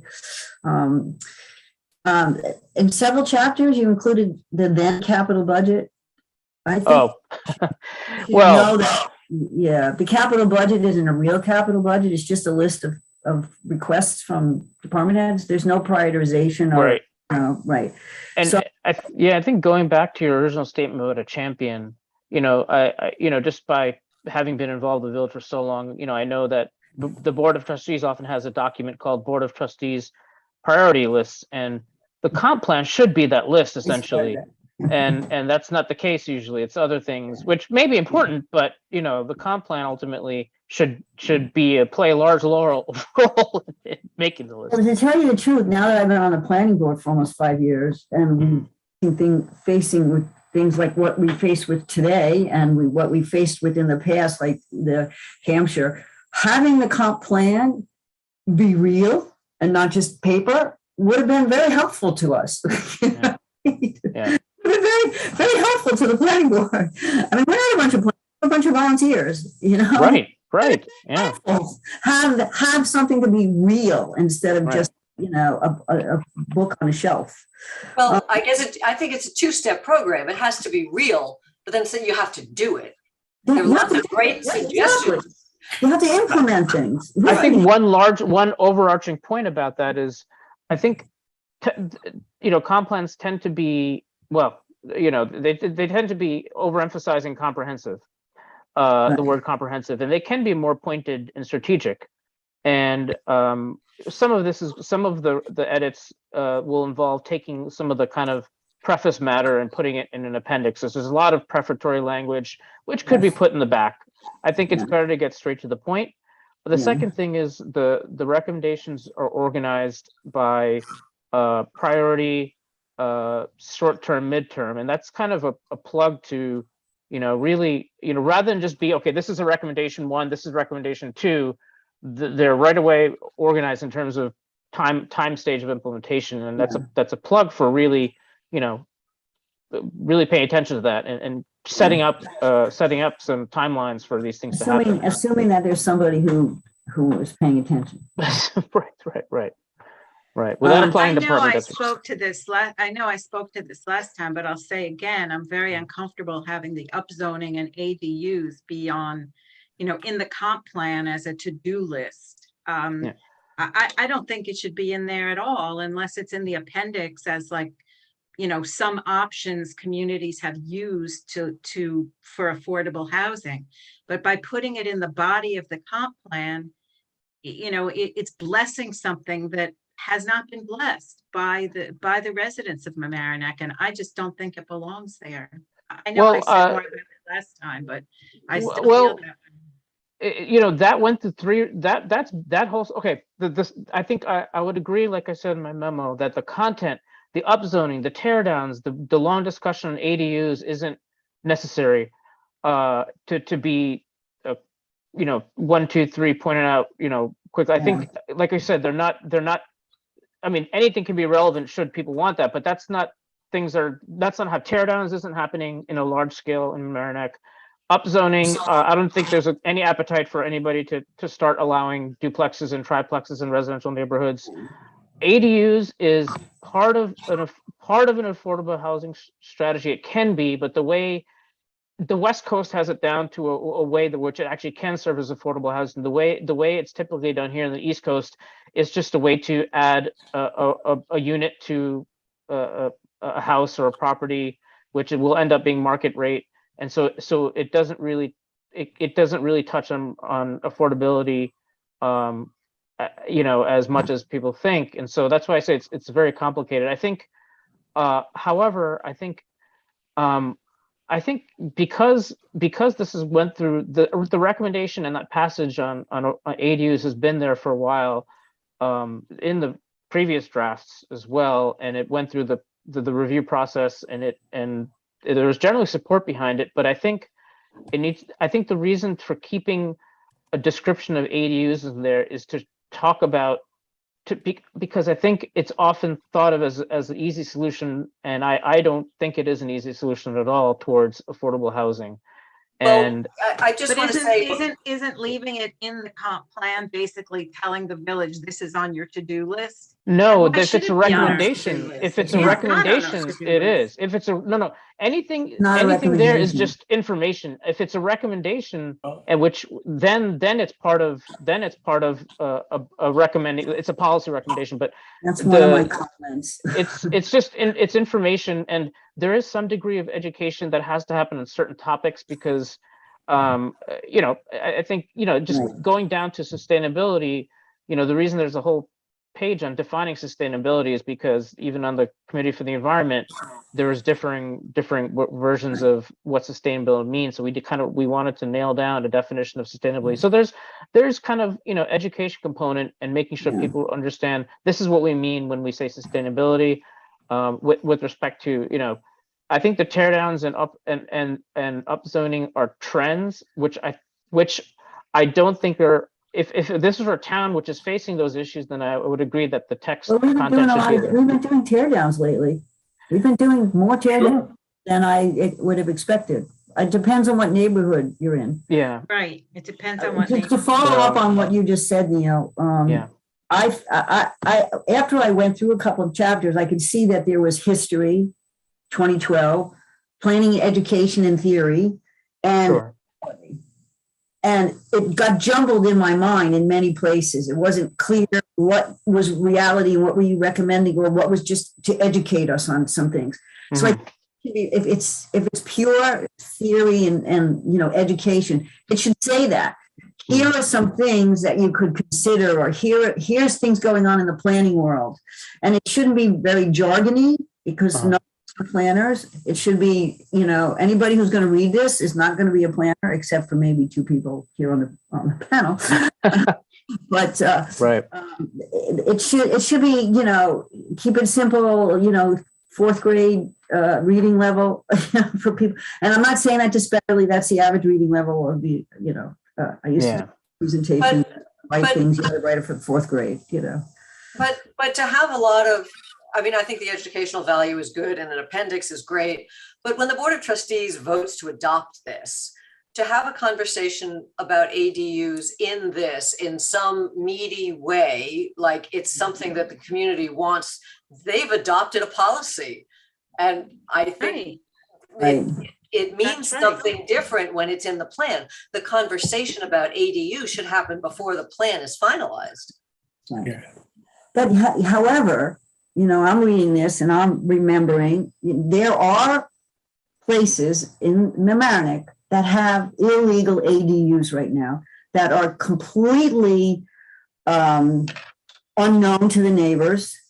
The people have been living there for decades. And I'm thinking about some large properties on some streets in Old Rhinebeck where there are barns still, and there's been some conversions to apartments. I happen to know people who lived there in the past. That could be a conversation we could have, because there's already people there. We could be legalizing these types of units. They already exist. They can be identified. We could ask people to come forward. They'd have no penalty or anything. There'd be some period of amnesty where they could come forward and we could identify these and, see if they're affordable, or they could have some benefit in their tax rate or something, or taxes if they made them affordable or something. They exist in great numbers. I don't know, but they do exist. So that's something. Yeah, and it's also a question as to whether we would want to legalize them. I think, we could, I think a strategy would be to go the other direction and not legalize them, but to, get into compliance with the law, because so many times in Mamaroneck, we're not in compliance. You have fire safety reviews, have all sorts building of codes. Yeah. Building codes. Exactly. There's a discussion to be had. That's what I'm saying. I'm not saying do it. There's a discussion to be had. So yeah. Right. I also want to point out that I think there's two school districts in the village of Mamaroneck. And cases there were references to schools in the Mamaroneck school district that are not in the village of Mamaroneck. The Murray Avenue School is not in the village of Mamaroneck. It should not even be in there. And there's some reference to things going on in Mamaroneck High School with regards to sustainability and environmental issues, but they're also going on in the Rhinebeck High School. So they also should get mentioned. And you probably don't know this, there's two watersheds. There's the Drake Mamaroneck watershed, and then there's the flooding that happens in Rhinebeck coming down from. But there were 3 watersheds. Well, are you counting Sheldrake and Mamaroneck as 2? 1 each, yeah, and then Beaver Swamp. Oh, well, where they converge, but yeah, the Beaver Swamp, they got terrible flooding on Ida, and it empties out into Guyon Creek at the top of the parkway, which still has damage from Ida flooding. And so there are other places that flood. People had water up to, or maybe even into their first floor during Ida. Over in that section of town, and there's no mention of that watershed and flooding or anything anywhere in this document. Right. And yeah. You mentioned the WAC 4 report, which is Mamaroneck Sheldrake. There's a WAC 3 on Beaver Swamp Brook. Now, on the topic of, so, I attended the Army Corps meeting in May, I think it was May, and the statement kept coming up that the Army Corps of Engineers project is the foundation upon which other flood mitigation activities happen. And I know there's one that's actively being considered for the Columbus, the Columbus part, the parking lot, and the what is it? I think there's a word for it. Converting a culvert into an open channel that's been proposed to the BOT by that sort of thing. Now, I figured a comp plan would be a place to at least start to identify what those other things are, and I guess that's a conversation I'm going to have with the flood mitigation folks, but. That's just something. Or the trustees. But when you talk about flooding, though, you got to look on it as a regional approach, right? Because we're the recipient of the floods, we're not the source. Right. Yeah. Absolutely. And there is absolutely no cooperation from the communities upstream. Right. You're right. Yeah. And we heard that too in the report. One thought that I had, I went to that meeting as well, is if you remember, the Army Corps was kind of laying out, I think there are 8 or 10 or 11 or whatever, like the discrete little projects that made up the whole thing. I believe that they studied more than those 11. So I would have thought that a launching off point for, our subsequent, as a village, our subsequent, potential follow-ups to that project would be to piggyback off of the work that the Army Corps did to determine which projects they were going to address. And so I think that is something that should be available to you if you were to request it either from that team that was up on the stage or at some point. Okay, thanks. The other thing I noticed as a global thing was there was not a lot of discussion of the LWRP, and it was often referred to as a draft. Yeah, there's a draft. It's an update. We have an LWRP. So we're operating under those principles and have since 1985. So I think, and the update. It's been formally adopted? Is it formally adopted now, the update? No. Okay. But the old one is still in place. Oh, got it. Okay. Right, the old one has a very good vintage, October 1984. Same as one of your fellow We members. were one of the first ones in the state, right? Weren't we one of the first ones? We were the first LWRP in New York State. Wow. Yes, we were a forward community back then. What the hell happened? I don't know. It's We're still trying. 1984. This planning board is trying. All right, any other global aspect type things that sort of apply to more than one section besides, Richard, you're about to say something. Well, I was just, the more I reread it, the more upset I got over how inadequate the zoning regulations are in this town. You don't want ADUs, you don't want big buildings, but here tonight we're allowing a building to go up one floor to avoid flooding. So one problem is another. We are not doing that. Well, the ground floor is open. I'm not a happy camper when it comes to the existing zoning. I think I had mentioned probably last time, back when John Verney was the chair, we were dealing with some zoning issue on the Post Road, and what I had recommended was 3-story buildings with the lower floor as a store and the upper 2 stories as affordable housing, because 3 stories, you don't need steel, you don't need an elevator, and it could be affordable, and it wouldn't change the character of the neighborhood. Now, I worry when you talk about neighborhood character, it's kind of a code word. Some people might interpret it as, only large homes and what have you. But the corridors, I mean, there is some recommendation. But having commercial on the first floor and then having apartments above it, commercials changed. Well, you know what I was going to say from that was a couple of years ago, and now I'm thinking maybe we don't, given the change in retailing where you can't everybody call it retail anymore. Delivery, we could do 3-story apartments. Right. And Right. I But you don't do see how need, that you changes. do need to have neighborhood. access for ADA. You can't build a building without an elevator. You have to have ADA access. Well, yeah, on the first floor. How do people get upstairs? You're in a wheelchair. The wheelchair apartments are on the first floor. I lived in such an apartment in Manhattan. Okay, right, as long as that, meets ADA, right? Yeah. I mean, I think, I don't know. I read this and I just felt like, I applaud you, Neil, for taking the chapters and doing them by topic and like including sustainability, environment and things like that. But I just felt like I was reading something that could have been written 10 years ago in some places, but I tried to get over that. I don't have anything to compare this to. And as I said, I'm not a planner per se. I have been involved in certain meetings and, comp plans for a long time.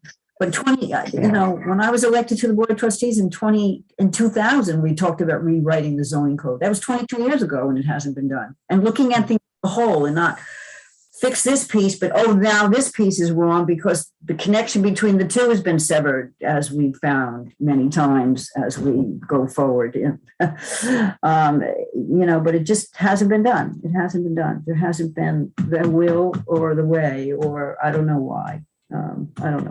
I tried, but I couldn't succeed by myself. Okay. All right. So any other sort of overall global, or how do you want to do this? We can go chapter by chapter. I think that's going to take a really long To time. say until chapter 4. There's a lot of chapters. Chapter 5 and 6 are really the things that, I have other, the traffic commission, I'm talking with all the commissions. So we can focus on those and give you other comments in writing. It's really, it's really chapters 5 and 6, which there's things that are certainly within the scope or purview of planning board that you're interested in, you can inform about. And so really chapters 5 and 6, there's my memo, and I don't need to go down item by item. It's really if any of those questions or things resonated or triggered or brought a lot of thought or thinking, whether you support it or you think it should be changed. I think that's really more important than going through each one right away. So that's fine. And I don't have any problem with that. Okay. And Neil, do you, you really want a list of all the subdivision applications since October of 2018? Well, you'll need an appendix. So that again, there was a planning department, there's a planning department. That's something, but Greg Cutler had been compiling. So it's not important. It's just if there's something, it's not important. I guess the main question is that, is it still continuing to be, well, the BOT certainly is the first time I'm really engaging with the planning board because, thanks to Kathy for, contacting me right away. But this is the first time I'm engaging with the planning board, and it was the BOT that was very concerned about the subdivisions. And so I want to hear whether it continues to be a concern. There needs to be better subdivision regulations. That's one of the kind of questions in my well, I'm trying to figure out you've had single family homes, purchased and, on a larger lot, and the home in the middle is divided and, then there's two homes. Taylor's Lane, we had one of those. I think that one is listed in there. Yeah. Well, it shows Hampshire's under consideration. Yeah. The question. Yes, to update you on Hampshire, you probably know. We went through the secret process and we denied the project, and they're suing us. That's right. Right, I'm aware of that. We haven't done any large subdivisions. Yeah. There's not a lot of large land left within the village. So most of the subdivision applications that we've seen in the last year and a half have been minor lot line adjustments or maybe a one lot subdivision. It's nothing big. We had Grove, we had Henry. They're Osborne. Right. Well, Grove was one house and now it's 3. I don't know if, and they're not affordable or anything like that. They're in residential neighborhoods, but yeah. I think there was one on Monroe, a small subdivision. Don't forget 888 Oriente, which was one big house, and now it was 2 lots, and now it's one big house and a little lot. Grand Street. We I did think 3 took- subdivision applications on that property. Grand Street, I think, went They're from all 1 dwelling to 3. It Yeah. doesn't sound like a lot, but it is here. Yeah, yeah, The question that I had on this table is, what is the point? Is it supposed to be a comprehensive list of everything? Is it supposed to be a case study? And I think that you should make it clear what it is. If you just like there are some different types and you do them as a couple different case studies, that would make sense. And you'd want it to be clear. If you just want to put all of them, I would probably do it in a more summarized form, like this year had X of this, 3 to 1, just because it's so specific with the address and it's not clear what the big picture is immediately. Well, there's a lot of ink. If I'm looking here at, there's several pages. Again, there's a lot of prefatory language that may not be necessary because it gets really too much into detail. But there's a lot of ink devoted to subdivision regulations and what they are and design standards. And there's a table of policy and regulatory actions on page 84, which essentially are summarized wherever there's I think it's page 86. There's the action plan for residential neighborhoods, and there's a whole series of zoning and subdivisions. I think there was a lot of concern in the BOT at that time, which is the reason why we did a walkabout with several BOT members, in 2019 through the neighborhoods. There just seemed to be a large amount of concern back then, and I guess I'm trying to get the sense of, and there's a lot of ink in this comp plan about recommendations for improving zoning so that the outcomes of new houses as a result of subdivisions and things, are fit in with Mamaroneck in terms of garages being facing the sides instead of facing the front and things like that. And so there's a lot of recommendations in that section, in the recommendation section of chapter 5, that go into these zoning details on houses and the subdivision details. And I'm wondering, are these things which to you were things that you've been concerned about for a while and make sense, or things that this is kind of like, or is this kind of, new information that there's you don't see the same sense of urgency that the BOT seemed to show at the time? I think with regards to, something Richard said, as far as updating the zoning, that's critical. Absolutely. In code, and making sure that it's compatible with other sections of the code and it's compatible with its own sections within is 100%, 100% one of the most important things that has to happen, because there's a lot of outdated things now. Ashley had been starting a list. This is now quite a while ago. We can certainly, I hope, provide you with what we had so far. There's things that we've noticed since then,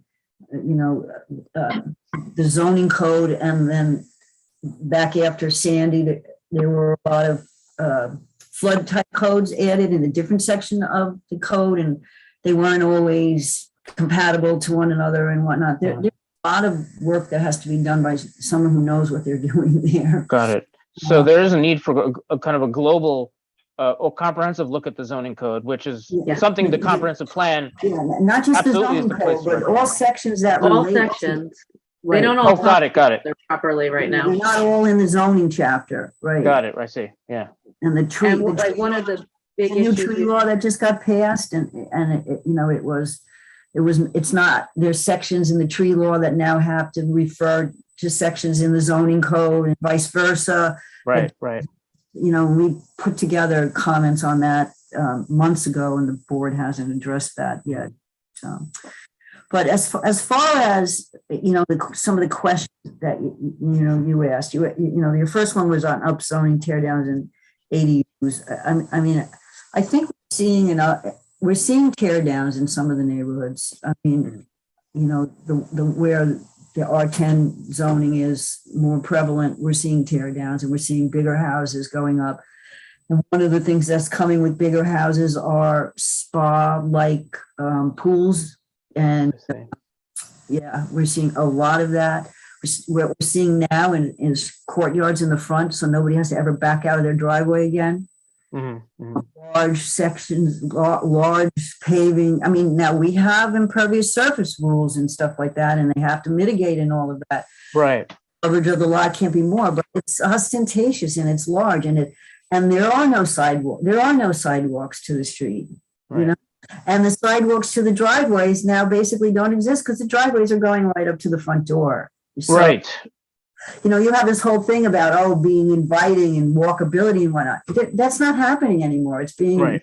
You know, people are closing in. The pandemic, people are hunkering in and putting these big, you know, pools and all sorts of amenities in their yards. Right. So that's really good. That's very interesting to know, because obviously it's not just the subdivisions of properties, but tear downs that are resulting in you know, just little details of Mamaroneck's residential streets that aren't there anymore. We don't have, you know, I worked in New York City for a while, so as the building got higher, there was, you know, step backs and whatnot with the building. We don't have that, so these big boxes are getting put up there. You know, it's up to the AR to, you know, to architecturally look at things and see, you know, in conformity with the rest of the neighborhood. But when you're putting up this house that's as large as it could possibly be next to a house built in the 1950s, there's no conformity with how things look in the neighborhood, and there never will be. Right. And so this was precisely the assignment I had in Princeton, New Jersey, where you could see you could see the results of having an extremely outdated zoning code from 1970, and the results of, and then the market in Princeton obviously got hot, a lot of jobs. You could see home by home being torn down, and the result was just very jarring in the neighborhood. And so all that, there's a case study of Princeton given, not only because it really did a nice way, it packaged, it came up with number one, illustrated zoning code, which illustrations are probably a helpful thing in most zoning codes, just, you know, illustrating the principles that are in the code, of course. And they came up with, just codified a lot of the concepts, you know, that whether it's garage frontages, garage size, volume, and I think that's the type of thing that could be, you know, could make sense for Mamaroneck, and so that's kind of what chapter 5 gets. Chapter 5 gets to that. Gets those types of things. You know, the recommendations really kind of aim towards that, towards starting to, when there's change in the neighborhoods through tear down subdivisions, that the outcomes of those have some parameters that, you know, so that, you know, that the result is something that fits with, you know, the walkability, the walkable appearance and whatnot of Mamaroneck's neighborhoods. You know, sidewalk in front, garage facing the side, you know, a path leading to the sidewalk, and so on and so forth. But, you know, I mean, I looked at the recommendations. I mean, all of them. You know, Mike, I already gave you my comment about the front walks, sort of disappearing in neighborhoods that don't have sidewalks, and we have a lot of neighborhoods that don't have sidewalks. Recommendation of 5.3, and I don't have this in front of me. I apologize. I don't have two screens where I'm at right now. My comment on that was we should be actively encouraging less lawn and more gardens, and especially gardens for pollinators. Right. That should be in there. That's today's, you know, topic. Absolutely. For recommendation 5.6, there is a new tree law. So we're protecting trees now, and we are making people, if they take one down, plant replacement trees. Right. I already talked about some ADUs that exist already.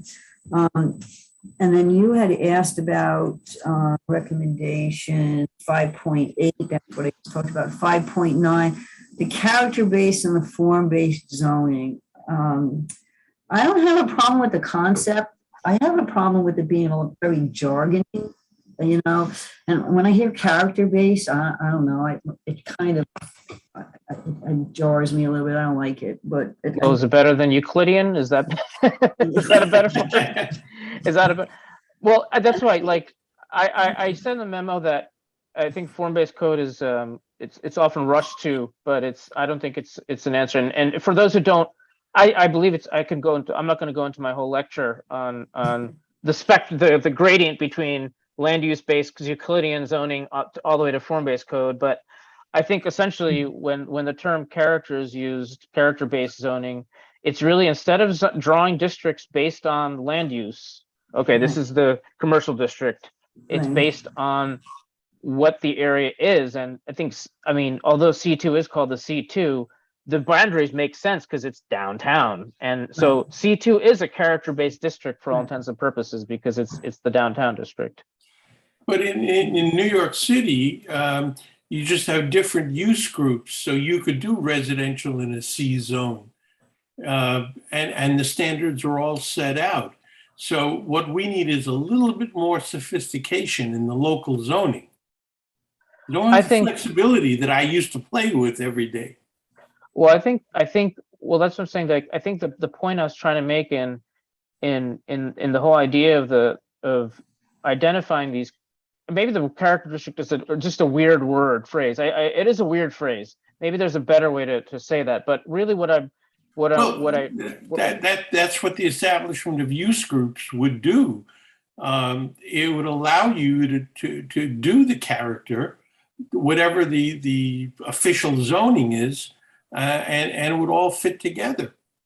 Oh, I don't know how to. I mean, for a small village, I mean, it's simply put. You can say, what I'm trying to get at is that, Halsted Avenue, has a pretty different character, different feel than, Mamaroneck Avenue, or this, Post Road East. There's a very different feeling, and yet they're zoned the same. And so what I'm getting at is that that doesn't make sense, when you have something that has buildings that are taller than 2 stories already. Halsted Avenue is you're already zoning. A lot of the buildings are non-conforming, and so I think when you just label when the zoning is essentially C1 boilerplate through Halsted Avenue C1, you're missing out on the opportunity. You're missing out on what's already there, and then the potential to create things that are similar to what's already there. So I mean, that's kind of basing. You need more variables to be able to fine tune the land use within the zones, and we don't have that. Yeah. So, I mean, you have mixes of uses in a lot of these zoning codes. But I conceptually, I see what you're saying, and I agree with it. It's just it doesn't come across that way on the page. Okay. Oh, I'm reading this, and I'm reading form-based, character-based. I understand character. There's a synonym for that. I mean, if that's what it's called in the field, that's what it's called in the field. But it has to be defined in such a way that people understand, what it means. And I think, it's used throughout. There maybe even having a section on definitions. Oh no. Yeah, I think zoning code, but I think you're right. I mean, Boston Post Road East is different from Boston Post Road West, which is different from Halsted Avenue. It's different from Mamaroneck Avenue, and if they're all zoned fairly similarly, it doesn't get at what could become more. It just is there room for some development on Boston Post Road East? We've had there was a former funeral home that's now a multifamily dwelling on that site. There was a gas station, and now there's a bank. There's a lot of banks. The corner where there was a gas station with South Barry is now a urgent care center. We had an application tonight for an empty bank that wants to turn into a physical therapy and rehab center. Right. We're all in keeping with what's in the plan, although I do notice that you are recommending private recreation in almost every one of these districts, and I'm not sure what that even means. That was a Greg Cutler edition. I think there must be a reason, I think he meant private recreation, meaning things like, personal training space. Like, I don't know, axe throwing or something, I mean, that's not a joke. That's actually true. That's I know what axe throwing is. Yeah, right. That's a thing. I've never done it, but that's a thing. I've never done it. That's a thing. I think it was more of a thing than it is right now, but we do have spaces that are converting to personal training spaces. Right. I think, yeah. Atlantic Avenue, there's one on the Post Road. I see a couple in Harrison when I go up 127, so this is what's happening now. I mean, the Avenue is not just restaurants. The Avenue, is still has some retail, but a lot of the CVS is now a church on the Avenue. Right. The building on the corner with the Post Road has a physical, has a gym in it. And there's all different things happening, to fill the space. And a lot of it is healthcare related because that's a growing business, and any kind of personal services. Right. That's what we're exchanging. That's what our economy is. I mean, we're not purchasing things from people anymore. We're purchasing things online. It's a shame. I mean, like you said about the retail on the ground floor, and over retailing. There's a lot of laws that have mandated first floor retail, and they've had to slowly kind of scale that back because they can't fill the calling spaces. it commercial here, but we approved a project on Phillips Park Road next to O'Connell Park, which I didn't know how to name until I read it. Which they wanted retail on the first floor, and we suggested they just call it commercial, and I understand having a problem with that. They want to convert it to an apartment. I think they went before the zoning board to convert it to an apartment. I don't know if it was approved or not. There's not a demand for that kind of space. So, we have to be realistic and look towards the future. Will it bounce back? Will people start to realize there's not a lot of competition and we've got inflation because we've got large conglomerates setting prices, and Unilever own and Procter & Gamble own most of the world, and maybe if they had some local stores, they could have some better prices. I don't know. I don't think anybody's going to realize that. It's going to make much of a difference. But I mean, people who shop the Avenue. I mean, we always go into Roberts and places like that. Hopefully he'll be there forever. But there's some people hanging on by a thread. But anyway, okay. You're right. So does anybody have any other questions? I mean, any other comments to answer Neil's questions on Chapter 5, residential neighborhood? What time is it getting? It's 9 o'clock, a little after 9. We're much earlier than we were last time. But then we had some questions on Chapter 6. But does anybody have anything else to say on form-based versus character-based? I mean, well, personally, I think I want to remove the reference to form-based, and just go because it's if already character-based is I think just leaping to that, any regular resident reading it, maybe I think even people who are in the field aren't able to define what's form-based zoning is, because it can be a different sort of thing. So I think the character base is a fundamental distinction. Maybe it could be named differently, but it's just it's one step that's different from the typical way things are zoned. That's probably enough. I don't think form-based code needs to be. Yeah, I mean it's similarities in feel. Sort of when you talk about character, I'd have to get out my thesaurus and right, we can look that up. I might have one on my phone, but no, I'm not going to. Yeah, you still. Oh, of course. I mean, but I'm talking about how you draw the boundaries as the first step, and then everything else you would have. Use standards. Building form standards, all that thing, same thing, and then of course uses. And then I think with I guess in terms, we've been sort of talking about both Chapter 5 and 6. But yeah, there's anything anybody would like to talking about say? It. Chapter 6. Let me just see what my written notes say. Yeah. Well, obviously we all know the real estate market is different. Yeah, exactly.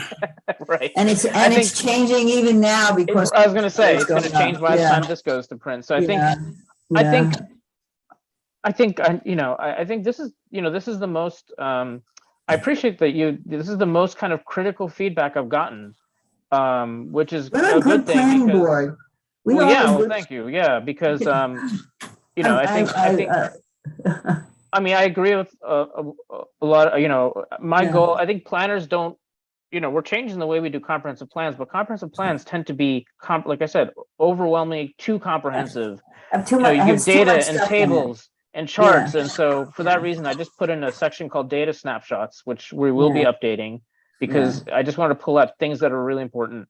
Yeah. And again, I think it's Yeah, kind but of you have about, data kind of scattered throughout. I mean, some of the, the traffic data, it's based on that like section. Yeah, that section is, 2015. I mean, yeah. we've had an incredible increase in the number of people driving in Mamaroneck since then. I mean, there's been a lot of you can't drive down the Post Road on a weekend anymore. Unless you go up to Rye or go someplace like that. And it's forcing people to go away from the local stores because you can't get anywhere anymore. I mean, it really is. But anyway, on chapter 6, you have a whole section on reconnecting with the river. Yeah. And wouldn't it be great? And I've had this idea for a really long time. If the Sheldrake River and the whole idea of a river walk, and I think it's in some section about the flats coming through along the river. I think when the Mason was built, there was some talk about a river walk and some talk about some public property going through there, but it connect right with Mamaroneck Avenue and go right into Columbus Park. So besides connecting with the Mamaroneck River behind all the buildings, we have the Drake River coming right out to Mamaroneck Avenue, and we have served environmental justice community there. Right. There's a lot of new things on the Gateway corridor. There's that whole new development where the A&P used to be, which is now a CVS and a smaller grocery. There's an error in fact about a grocery store going in where there was a CVS. It's the other way around. There's a CVS where there was a grocery store, but there's other things there now too. So you need to get updated on that. Yeah. And this is in more than one chapter. The East Boston Post Road does not ever go near Harrison. It connects with the city of Rye, not with Harrison. It's in chapter 6 and it's again in chapter 8. Harrison, okay. And as far as your questions, I see. Yeah. I mean, we talked about the moratorium study being sort of something in the past and not so prominent now.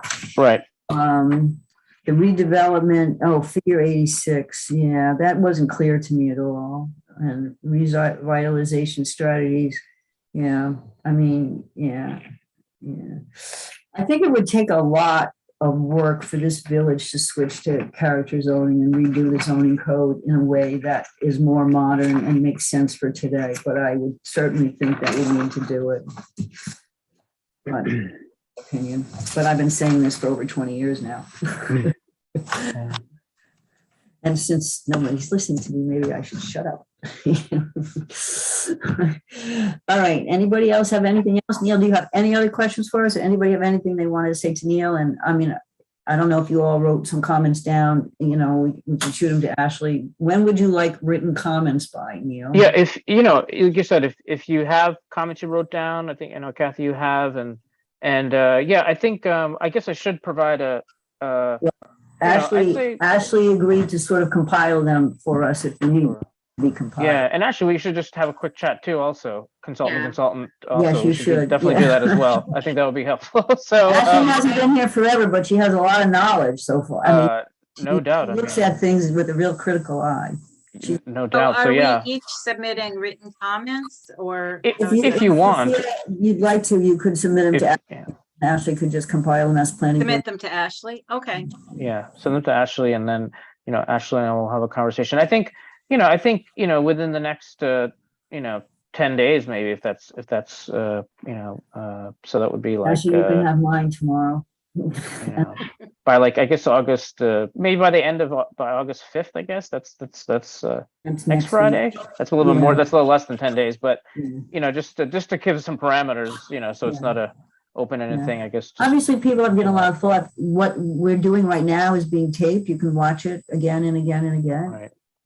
And also, I will be updating the BOT periodically during this, and so I'll be able to share with them. I spoke with you all, so yes, please do tell them how wonderful the planning board is, and the planning department. Yeah.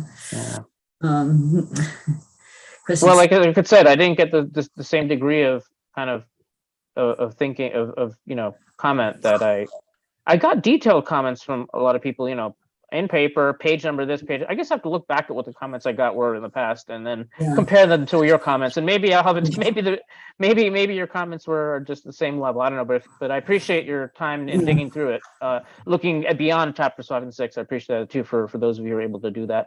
But yeah, if you have written comments, please do send them to Ashley and she'll Okay. convey them all to me. So. Okay, great.